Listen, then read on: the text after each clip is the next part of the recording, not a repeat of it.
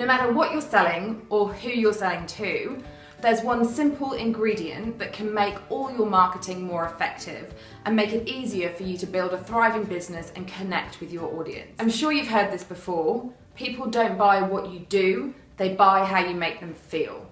So that secret ingredient is creating emotion. I'm Nikki Clark, and in this short video, I'm going to tell you what all the great brands do to create connection and loyalty with their audience. The 3 simple questions you must answer to transform your marketing and your business.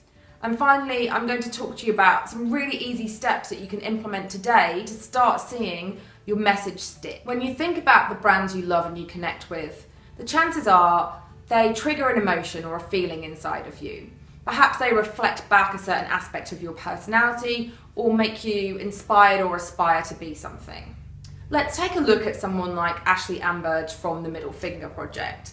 She's a classic renegade archetype.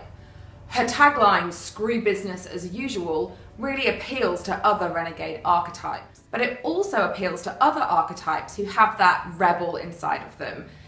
Secretly wanting to challenge the status quo and disrupt, her message cuts through on both levels. She creates a really impactful emotional connection. So look back at your archetype. There are some really great clues as to the kind of things that your audience will resonate with. And start by asking yourself these 3 questions. What do you want to feel in your business and your brand every day? What problem do you solve for your customers and the world at large? And most importantly, how do you want your audience to feel when they interact with your brand? Now you've answered those questions, it's really time to take action. So go back and look at your website and your copy and all forms of communication. And ask yourself, are you conveying that message to your audience? Do they get that feeling from everything you say? Is it crystal clear?